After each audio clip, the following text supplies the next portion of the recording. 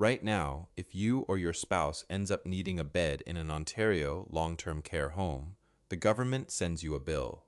$70 a day, every single day, just for the room. Not a hypothetical number, not an old figure pulled from some outdated guide. That's the actual rate in effect this year. Multiply that out, and you get about $25,550 a year per person that OHIP simply does not pay. Choose a private room instead of a shared one, and the daily rate climbs to $100.01, close to $36,504 a year. Most retirement guides mention long-term care as something to plan for someday. Almost none of them run the actual math out loud the way we're about to. If you've ever wondered whether OHIP covers long-term care, the honest answer is only part of it, and the part it doesn't cover is the part almost nobody explains until the year you actually need it. There's a second number quietly doing something similar to your household every year, and it shows up somewhere far more ordinary than a hospital bill. It shows up in your mailbox, on your home insurance renewal notice. In the next few minutes, I'll show you exactly where that $25,550 figure comes from. The two-number framework that tells you how much to actually set aside instead of a vague guess, and why a couple who knows both numbers ends up making very different choices than a couple who doesn't. So where does a number like that actually come from, and why does nobody mention it before you need it? Here's the part almost nobody explains clearly. OHIP pays for the medical side of long-term care, the nurses, the doctors, the clinical staff walking the halls. What OHIP doesn't pay for is the room itself, the bed, the meals, the building you're living in. That portion gets billed separately, at a government-set daily rate, and it doesn't shrink just because your pension looks healthy on paper. The basic rate is $70 a day. Multiply that by 365 and you land on $25,550 a year per person. Choose a private room instead of a shared one, and the daily rate becomes $100.01, close to $36,504 a year.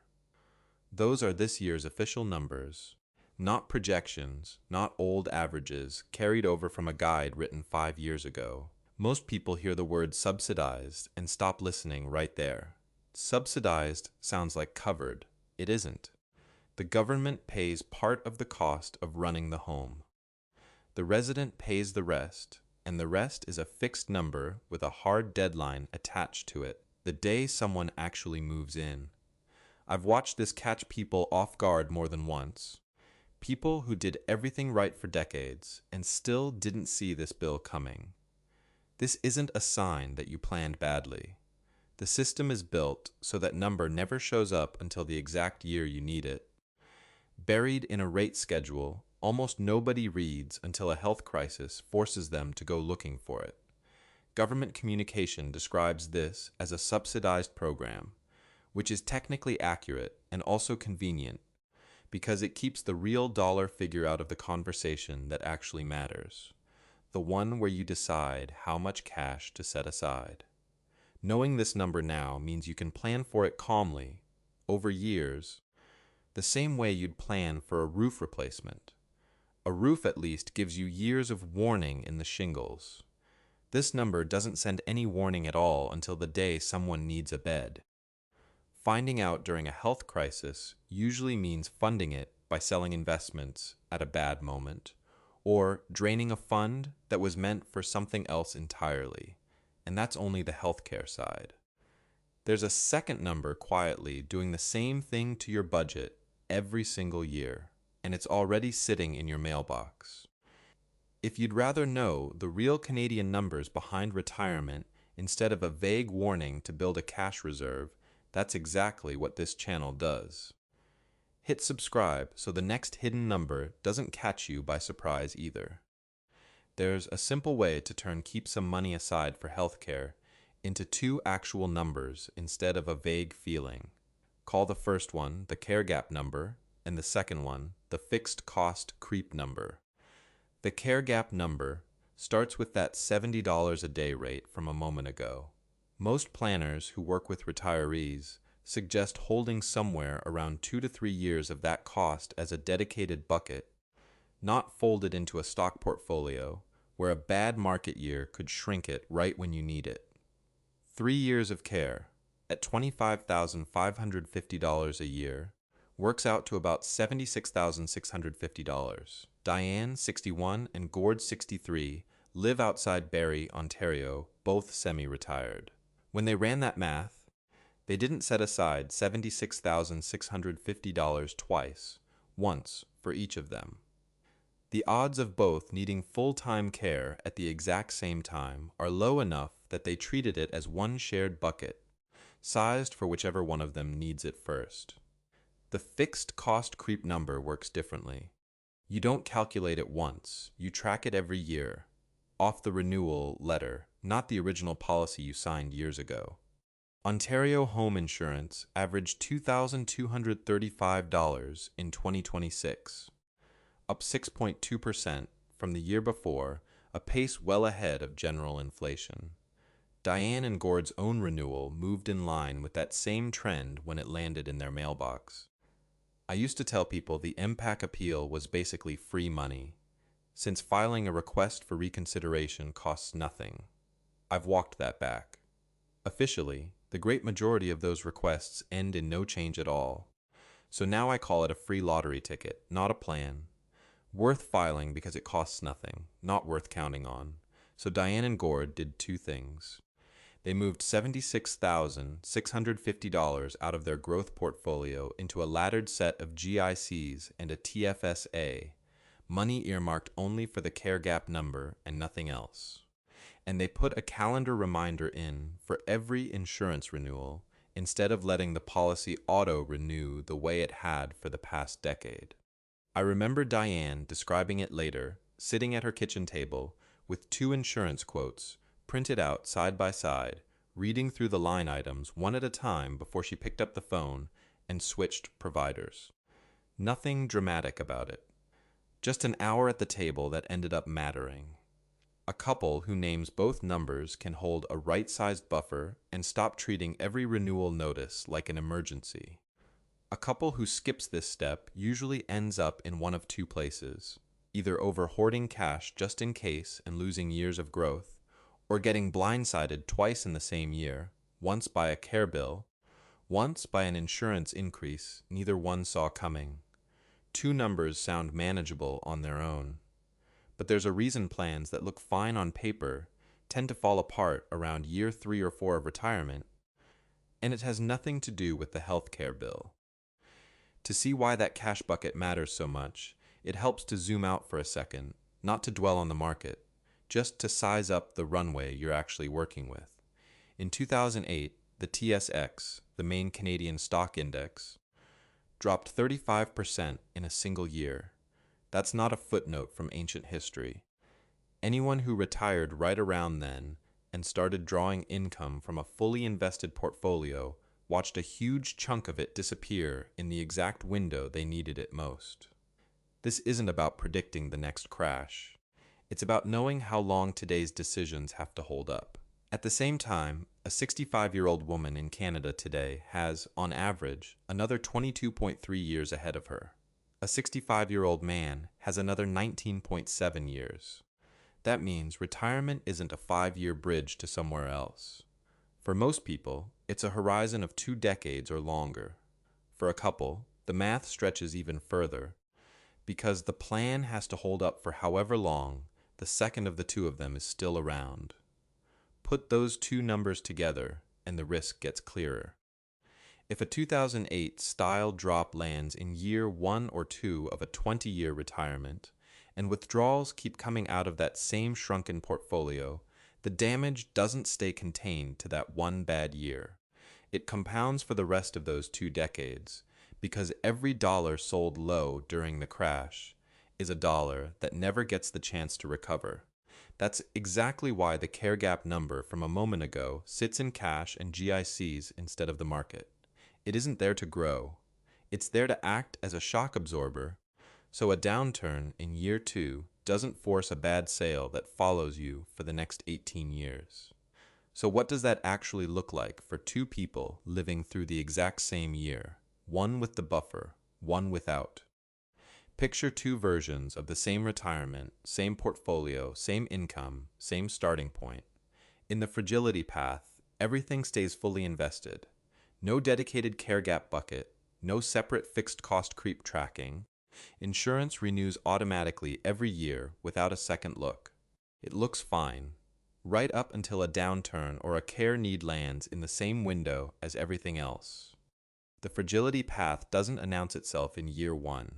Everything looks completely normal, right up until the exact year it doesn't. Then every decision turns reactive. Which asset do you sell? Which bill do you push back a month?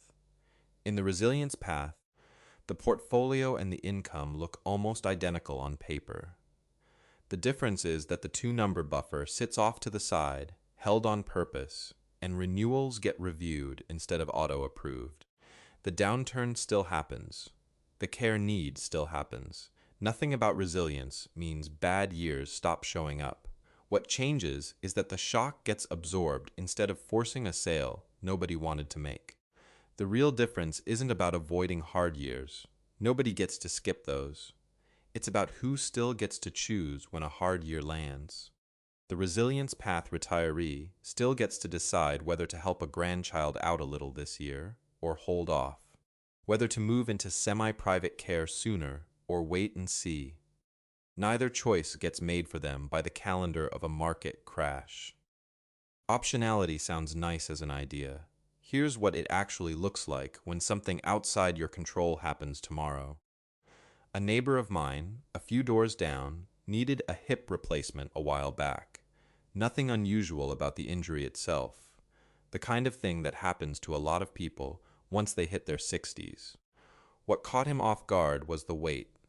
The median wait across Canada, from a family doctor's referral to actually receiving specialist treatment, was 28.6 weeks in 2025, the second longest wait ever recorded in that annual survey. That's over half a year of walking around on a hip that doesn't work properly before treatment even begins. That's not a small gap to sit inside of, especially with a hip that won't cooperate. Without a dedicated buffer, someone in that spot usually ends up choosing between two uncomfortable options.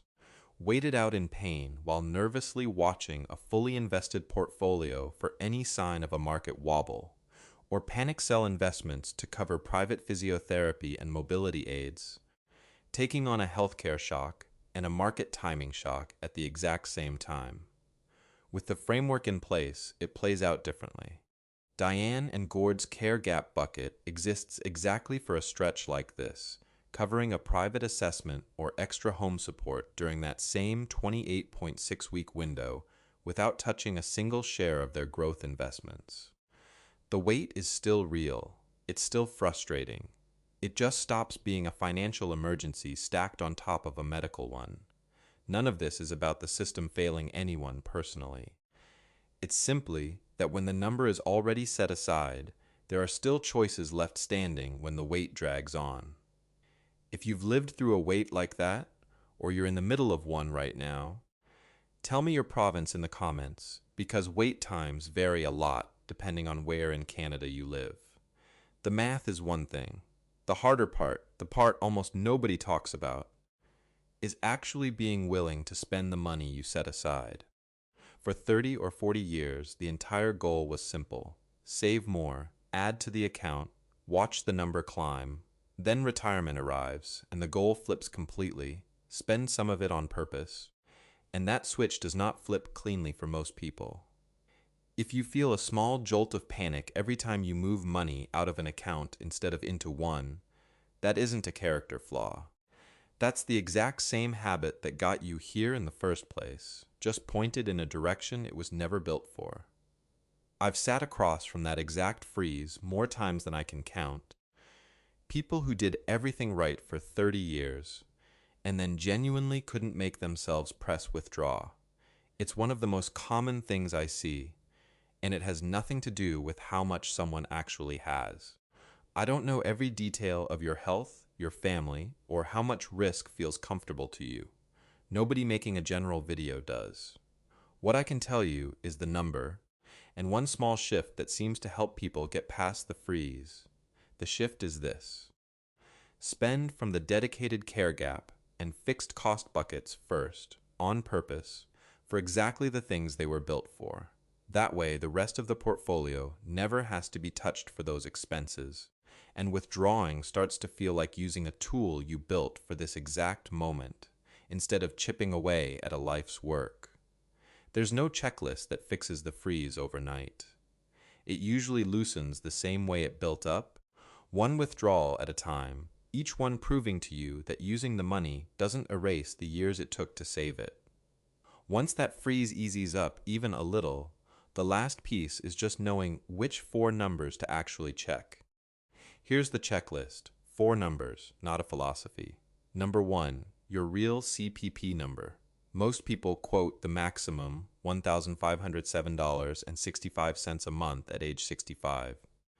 The actual average paid to Canadians 65 and older is closer to $925 a month. Those are very different planning numbers, so find out which one actually applies to your own contribution history before building a budget around the wrong figure. That gap between $1,507.65 and $925 is exactly the kind of assumption that quietly wrecks a retirement budget built on the wrong figure. If you can afford to wait, every month you delay past 65 adds 0.7%, up to 42% more if you wait until 70. Number 2, your real OAS number, $742.31 a month for ages 65 to 74 in the July to September 2026 quarter. And that figure resets every quarter. So check the current one instead of trusting an old screenshot. If your net income climbs above $95,323, the clawback starts eating into it at 15 cents for every dollar over that line. Delaying OAS past 65 adds 0.6% a month, up to 36% more by age 70. And neither adjustment happens automatically. You have to apply and choose the timing yourself. Number 3, your care gap number. From earlier, roughly $25,550 a year per person if basic long-term care becomes necessary, based on this year's Ontario rate. Decide how many years of buffer feels right for your own situation, held in cash or GICs. This year's TFSA room is $7,000 a reasonable vehicle for the accessible portion of that bucket. The hardest part of Step 3 isn't the math. It's actually opening a separate account and moving money into something that pays almost nothing on purpose. That friction is completely normal. It's also exactly why most people never get around to doing it. Number 4, your fixed cost creep number. Check your latest renewal notice against this year's average move, up 6.2% for Ontario home insurance. If yours jumped by more than that, it's worth shopping around instead of just paying whatever the letter says. None of this requires predicting the future. It just requires knowing 4 numbers that most retirement advice never actually hands you. 4 numbers, checked once a year, instead of one vague feeling that you should probably be saving more somewhere. So that's the real shape of it. 2 numbers held on purpose, the care gap number and the fixed cost creep number, plus knowing your actual CPP and OAS figures instead of the headline maximums everyone quotes. None of this makes retiring in Canada simple. It genuinely is harder to plan for than most of the standard advice admits. And that's not a reflection of anything you did wrong. The system doesn't hand these numbers to you up front. It hands you a rate schedule buried on a government website and expects you to go find it on your own, usually at the worst possible time. That's not a flaw in you. It's a flaw in how the information gets shared in the first place. Finding them now, calmly, before you need them, already puts you ahead of where most people are standing the year the bill actually shows up in the mail. If you want more of the real Canadian numbers behind retirement instead of vague warnings, subscribing means the next hidden figure, whether it's CPP, OAS, healthcare, or something else entirely, reaches you before it turns into a surprise. You're not behind, you were just missing the math. Now you have it.